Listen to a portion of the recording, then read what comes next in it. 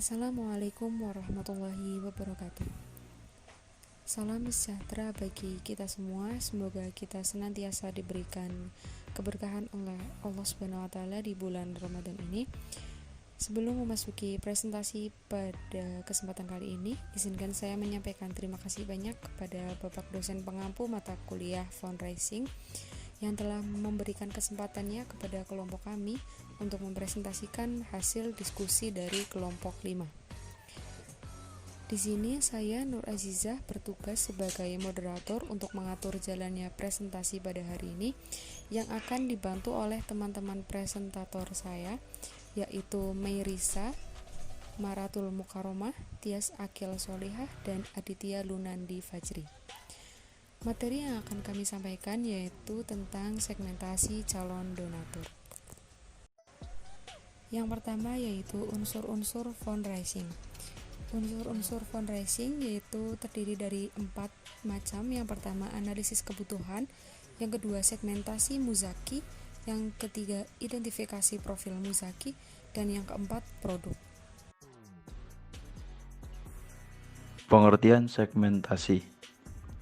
Segmentasi adalah suatu strategi untuk mengidentifikasi dan membuat profil dari kelompok-kelompok pembeli yang memiliki kebutuhan berbeda atas produk atau pemasaran. Secara umum, segmen masyarakat yang bisa menjadi fundraiser adalah individu, kelompok orang, maupun badan hukum. Pengertian segmentasi calon donatur. Segmentasi calon donatur merupakan sebuah metode tentang bagaimana melihat calon donatur secara kreatif, baik perorangan, organisasi, dan lembaga berbadan hukum. Donatur adalah orang atau badan hukum yang memberikan donasi, dan donatur menitipkan sumbangannya kepada pengelola donasi untuk diberikan kepada orang yang membutuhkan. Hak calon donatur. Yang pertama yaitu mengetahui dana yang telah dikumpulkan. Yang kedua, visi dan misi. Yang ketiga, mengetahui penggunaan dana donasi. Yang keempat, yaitu keleluasaan bertanya dan mendapatkan jawaban yang jujur. Yang pertama yaitu mengetahui dana yang telah dikumpulkan. Jadi dana yang telah dikumpulkan itu dikasih tahu dan diberitahu kepada calon donatur agar nantinya kita dapat transparan dalam segala program yang akan dilaksanakan. Yang kedua, visi dan misi. Visi dan misi harus bersamaan dengan apa yang calon donatur inginkan. Jadi saling berjalan bersama. Yang ketiga, mengetahui penggunaan dana donasi. Ya, ini seperti yang nomor 1, berarti kita transparansi. Yang keempat, ketika ada pertanyaan, baik itu dari calon donatur ataupun dari donatur, kita dapat menjawabnya dengan jujur karena kita sifatnya transparan. Segmen-segmen untuk donasi tetap. 1. Pengusaha adalah pimpinan perusahaan yang usahanya sudah tertata dan tersistem serta memiliki manajemen, infrastruktur, dan akuntansi yang benar. Pengusaha bisa memberikan uang pribadinya sebagai pemegang dividen perusahaan dan juga uang perusahaan sebagai kewajiban CSR-nya. Yang kedua, profesional. Profesional merupakan sebutan bagi seseorang yang menawarkan jasa atau layanan sesuai dengan protokol dan peraturan dalam bidang yang dijalaninya dan menerima gaji sebagai upah atas jasanya. Yang ketiga, politisi. Politikus merupakan seseorang yang terlibat dalam politik dan kadang juga termasuk para ahli politik. Politikus juga termasuk figur politik yang ikut serta dalam pemerintahan. Politisi memiliki penghasilan yang cukup besar sebagai penghargaan terhadap tanggung jawab mereka dalam mengelola negara.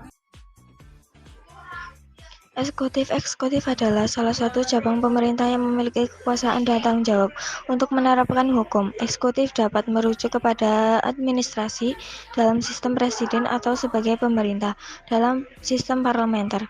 Di antara para eksekutif ada yang berjabat presiden, menteri, dirjen, deputi, direktur, asisten deputi, dan tak kalah pentingnya juga eksekutif perusahaan-perusahaan swasta. 5. Pegawai. Pegawai negeri sipil berkumpul di dalam organisasi pegawai negeri sipil atau Korps Pegawai Republik Indonesia. Tujuan organisasi ini adalah memperjuangkan kesejahteraan dan kemandirian pegawai negeri sipil. Selain pegawai negeri tersebut, juga ada pegawai swasta yang bekerja di profit dan non-profit, lembaga profit perusahaan dan pertokohan, lembaga non-profit di sekolah, rumah sakit, dan kegiatan sosial lainnya. Banyak di antara mereka memberikan uang pribadinya untuk kegiatan sosial, kemanusiaan, pendidikan, dan lingkungan. Pengelompokan segmentasi. Untuk yang pertama, segmentasi geografis. Yang kedua, segmentasi demografis. 3. Segmentasi psikografis. Dan yang terakhir, segmentasi perilaku. Selanjutnya adalah peran segmentasi dalam fundraising. Ada beberapa peran segmentasi dalam fundraising, di antaranya yang pertama yaitu peran fokus, yang kedua peran kompetisi, yang ketiga peran persiapan langkah, yang keempat peran kunci, dan yang terakhir adalah identifikasi profil donatur. Adapun kegiatan segmentasi biasanya dipengaruhi oleh unsur lingkungan dan kondisi pasar. Segmentasi sendiri adalah suatu strategi untuk mengidentifikasi dan membuat profil dari kelompok-kelompok pembeli yang memiliki kebutuhan berbeda atas produk atau pemasaran. Secara umum, segmen masyarakat yang bisa menjadi fundraiser adalah individu, kelompok orang, maupun badan hukum. Segmentasi adalah suatu strategi untuk mengidentifikasi dan membuat profil dari kelompok-kelompok pembeli yang memiliki kebutuhan berbeda atas produk atau pemasaran. Secara umum, segmen masyarakat yang bisa menjadi fundraiser yaitu segmentasi geografis, demografis, psikografis, dan perilaku. Ketika sudah tertata, langkah selanjutnya yaitu melakukan metode pendekatan kepada calon donatur.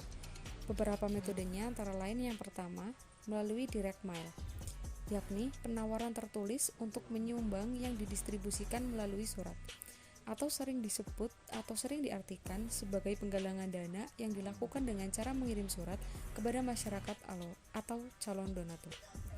Surat tersebut isinya adalah gambaran kondisi masyarakat yang akan dibantu atau program yang akan dilakukan, informasi tentang lembaga dan mekanisme yang bisa dilakukan jikalau hendak mendonasikan dananya. Selain itu, isinya juga bisa disediakan nomor rekening atau belangko-belangko yang bisa diisi oleh donatur. Yang kedua yaitu telefundraising, yakni teknik penggalangan dana yang dilakukan dengan cara telepon kepada masyarakat calon donatur. Telepon ini umumnya dilakukan sebagai follow-up dari surat yang telah dilakukan. Bisa juga dengan menghubungi nomor-nomor dari kontak yang kemungkinan bisa berdonasi. Yang ketiga yaitu dengan pertemuan secara langsung. Teknik ini yaitu teknik penggalangan dana yang dilakukan dengan cara melakukan kontak secara langsung dengan masyarakat atau calon donatur. Selain berdialog secara langsung, maka pertemuan ini juga biasanya digunakan untuk membagi brosur, pamflet, atau barang cetak lainnya yang berguna untuk mendukung keberhasilan penggalangan dana yang akan dilakukan. Sekian presentasi dari kelompok kami. Mohon maaf apabila ada kata yang kurang tertata dan tutur yang kurang teratur. Kesempurnaan datangnya hanya dari Allah dan kesalahan murni datangnya dari kelompok kami. Wabillahi taufik wal hidayah, waridho wa inayah. Wassalamualaikum warahmatullahi wabarakatuh.